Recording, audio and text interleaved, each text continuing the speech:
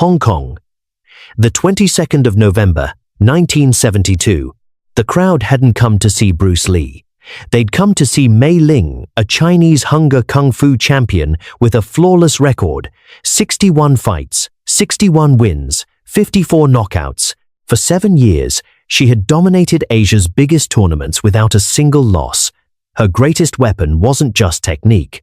It was the way she dismantled an opponent's confidence before the first strike ever landed. To her, fear was the ultimate tool. Respect wasn't something you asked for, it was something you took. That night, more than 4,000 people packed the Queen Elizabeth Stadium for an international masters demonstration, a gathering of karate, kung fu, taekwondo, Muay Thai, and judo practitioners. No titles on the line, no prizes. Each master would simply demonstrate the strengths of their discipline. Bruce Lee had accepted the invitation for exactly that reason, to show speed, precision, and efficiency, and to share his vision for where martial arts were headed. He hadn't come there to fight anyone. When he arrived, dozens of admirers surrounded him, looking for a photo, an autograph, a handshake. Bruce greeted each one with his usual calm. Mei watched the scene from across the room. She smiled with open contempt. "That's Bruce Lee?" she asked one of her students. When the student confirmed it, Mei let out a short laugh. "I expected an actual fighter, not a movie star." Her student mentioned that people said he was incredibly fast. Mei answered coldly, "People confuse cinema with martial arts." The demonstrations began. Masters broke boards, concrete blocks, bricks, and the crowd answered with applause after applause. Then the announcer called Bruce Lee's name, and the arena erupted. Bruce walked onto the tatami in a plain black uniform. No entrance, no display of titles. Before starting, he bowed respectfully to every instructor present, including Mei. She was the only one who didn't return the bow. Bruce simply smiled and continued, as though the gesture hadn't mattered at all. His demonstration lasted only a few minutes. He spoke about the real purpose of martial arts, explaining that speed only meant something when it was paired with control. To close, he performed his famous one-inch punch on a volunteer far larger than himself. The impact sent the man stumbling backwards several steps. The arena rose to its feet in applause. Only one person stayed seated, Mei Ling. While the applause was still going, Mei walked onto the tatami and picked up a microphone without waiting for permission. Is that what impresses people these days? The silence was immediate. Bruce turned to her with the same calm he'd carried through the entire demonstration. "You call that martial arts?" she pressed. "It's a way of expressing them," Bruce answered. Mei smiled with contempt. "No, that's theater. You convince people that actors are fighters. You make them believe speed matters more than discipline. You sell illusions. I build real warriors." Bruce tilted his head slightly. Everyone's entitled to their own opinion. The answer only fed her frustration. She'd expected anger. She found only stillness. She stepped forward and issued a direct challenge. "If you're a real martial artist, fight me." The crowd reacted instantly. Bruce shook his head. "I didn't come here to fight. I came to share knowledge. Violence should always be the last resort." Part of the crowd applauded. The rest waited in complete silence. Mei wasn't done. "You're refusing because you know what will happen." Bruce held her gaze, answering with the same calm. "I'm refusing because I respect you. Martial arts should bring people together, not turn them against each other." For a moment, it seemed the tension might actually ease. Then Mei took another step forward and aimed straight for his pride. "So the famous Bruce Lee is only brave when the cameras are rolling. You call yourself a master, but you're afraid of a woman." A murmur rippled through the arena. Bruce stood still, refusing to answer the provocation. Mei pointed toward the stands. "If your students are here, they should leave now. Today they'll find out their teacher is nothing but an actor." Bruce stayed silent for a few seconds before answering, his voice firm. "I won't fight over pride, or over an insult. I'll only fight when there's something actually worth teaching." Mei smiled with total confidence, turned to the crowd, raised her arm, and threw a challenge that echoed through the entire hall. If Bruce Lee refuses this fight, he will never call himself a martial artist again. The arena exploded. Journalists rushed toward the tatami. Photographers scrambled for the best angle. Every eye in the building fixed on Bruce Lee, waiting for his answer. For several long seconds, he said nothing. Then he took off his jacket, folded it carefully, and set it down on a chair beside the tatami. He looked at May and said, with total calm, "I hope you're ready to learn something too." The arena went silent. No one realized Bruce had been quietly studying her long before he ever agreed to the match. He stepped onto the tatami calmly. May was already waiting, her eyes locked on him. The referee reminded them both that this was still a demonstration and that the match would stop if either fighter requested it. Both stated their names. When it came time to bow, Bruce offered a deep, respectful bow. May barely tilted her head. The crowd noticed. Bruce said nothing about it. Just as the referee was about to give the signal to begin, Bruce raised his hand. May cut in first, smiling with challenge. "What now? Scared already?" Bruce shook his head calmly. "No, I just don't think we need to do this. Proving who's stronger won't make either of us better." The words drew murmurs from the crowd.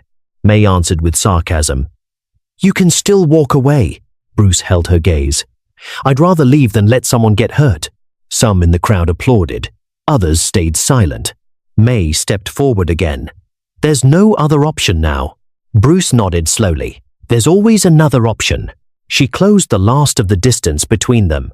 "Do you think you're better than me?" "I don't think that," Bruce answered without hesitation. "I think we're both still students." The answer cracked her composure. "I'm nobody's student." Bruce held steady. "The day we believe we've learned everything is the day we stop growing." She smiled coldly. "You're going to regret saying that." "I hope not," Bruce answered, calm as ever. The referee gave the signal. May attacked immediately, a fast combination of kicks and punches aimed at Bruce's head and body. The crowd held its breath, but Bruce didn't answer with a single strike of his own. He simply evaded, moving only as much as necessary, watching his opponent closely with every exchange. The assault kept coming, wave after wave, but none of it landed. Bruce wasn't running. He was studying her rhythm, her distance, the way she reacted under pressure. Murmurs spread through the crowd. Many couldn't understand why Bruce wasn't attacking. Only one old kung fu master, seated in the front row, smiled because he understood exactly what was happening. Bruce was letting May reveal her entire arsenal while she burned through more and more of her own energy. Determined to break his calm, May intensified her attacks, faster, more aggressive, until a sidekick finally landed against Bruce's thigh. The impact echoed through the tatami. The crowd roared. May smiled with satisfaction. "Finally, I hit you." Bruce nodded with respect. "That was a good technique." The response unsettled her further. "Stop complimenting me. I'm just acknowledging good technique," Bruce answered plainly. Frustration took over completely. May unleashed everything she'd spent years perfecting: punches, knees, elbows, chained kicks, all delivered at tremendous speed. Bruce kept moving with the same calm, evading every attack by inches, never wasting a single motion. The minutes passed, and still he didn't counter. May's breathing grew heavier. Fatigue showed on her face for the first time. Bruce used the moment to speak, quietly, so only she could hear. "You're not fighting me anymore. You're fighting your own anger." "I'm fighting you," she said, through clenched teeth. Bruce shook his head slowly. "No, you stopped doing that several minutes ago. Since then, you've only been fighting your own emotions." The words forced her to stop, for the first time. She stepped back to catch her breath, trying to understand why nothing she did was working. Bruce stood still, hands relaxed, expression calm, waiting instead of pursuing. The mood in the crowd had shifted too. No one was waiting for a knockout anymore. Everyone was trying to understand how a fight could be controlled without a single blow being thrown. Finally, May broke the silence with a question she could barely get out. "Why won't you fight me?" "I am fighting," Bruce answered calmly. She shook her head. "You haven't even tried to hit me." Bruce smiled faintly. Fighting doesn't always mean striking. Sometimes it means understanding. That answer finished off what remained of her patience. No more talking. This ends now. May dropped into the stance she reserved for finishing fights. Her own students recognized it instantly and understood what was coming. Bruce felt the shift too. For the first time since the match began, his expressions stopped being relaxed. He'd been waiting for this. For several minutes, he'd studied her rhythm, her habits, the way she reacted under pressure. He didn't need to study her anymore. The referee stepped forward, uneasy about the intensity building between them, but neither fighter looked away from the other. Then, for the first time in the entire match, Bruce raised both hands into a fighting position. A murmur swept the arena. Now, he's actually going to fight. May smiled with confidence. Finally. I was starting to think you didn't know how. Bruce answered with the same steady calm. I was just waiting for you to finish showing me who you are. She frowned. Bruce continued. In these last few minutes, you showed me your rhythm, your habits, your balance, and how you react when you lose control. I've learned everything I needed to. The words made her attack without thinking. She came in with an explosive combination of kicks and punches at tremendous speed. But instead of retreating, Bruce stepped forward. The distance between them disappeared in an instant. The kick cut through empty air. The punch found nothing. The rest of the combination lost all its force. Bruce had stepped into the one space no one had ever dared enter against her. May was thrown off completely. Bruce simply murmured, "You committed too much." Then he stepped back out, without throwing a single strike. The crowd's reaction was immediate. No one understood how he had neutralized the champion's most dangerous combination without any violence at all. Frustration completely took hold of May now. Every new assault came faster, but also more desperate. Her precision started to disappear, and with it, the confidence she'd spent years building. Bruce kept moving with total calm, letting every mistake wear down her body and her focus a little further. The old kung fu master sitting near the tatami murmured, "Strength isn't deciding this fight anymore. Patience is." May lunged again with a furious shout. Bruce shifted only a single step and let her own momentum throw her off balance. When she recovered her stance, he looked at her with the same calm as always. "I've already asked you to stop, more than once. You don't have to prove anything to anyone. Stop talking." She snapped. Bruce shook his head gently. "I don't want to hurt you." The words hung in the silence of the arena. To May, they felt like provocation. To everyone else watching, they were proof that Bruce was still trying to win the fight without turning his opponent into an enemy. "You think I'm weak?" May shouted. Bruce answered calmly, "I think you're angry, and anger blinds even the best fighters." The words broke what little control she had left. With a cry of frustration, she lunged one final time. This time, Bruce finally answered not with force, but with precision. He deflected her arm gently, rotated his body at the exact right moment, and took a small step. It was enough. May lost her balance completely and stumbled past him. A murmur rolled through the crowd. Bruce didn't take the advantage. He didn't try to take her down. He simply waited again. May recovered her footing, breathing hard, and looked at Bruce with disbelief. "You could have hit me." "Yes." "Why didn't you?" Bruce answered without changing his expression. "Because winning was never the goal." She fell silent for a moment. "Then what is?" "Helping you understand." That answer hit her harder than any technique could have. For a moment, she seemed to waver. But pride won out. In front of thousands of people, she couldn't accept what was happening. She gathered whatever strength she had left and launched one final, desperate attack, determined to end the match once and for all. Bruce had already seen this exact motion earlier in the fight. He waited for the precise instant and moved the moment her front foot planted. The distance between them vanished in a fraction of a second. His fist stopped less than an inch from her chest. No impact. None was needed. May froze completely. She understood, in that instant, that if Bruce had wanted to end the fight, he could have right then. Bruce slowly lowered his hand. "You didn't lose today," he said. "Today you learned." For the first time in her entire career, May lowered her eyes not from fear, not from pain, but because she finally understood what Bruce had been trying to teach her from the very first minute. The silence lasted only a few seconds. Then a shout rose from the stands. "Finish her, Bruce!" The crowd joined in almost instantly. "Knock her out! End it! Show them who's the best!"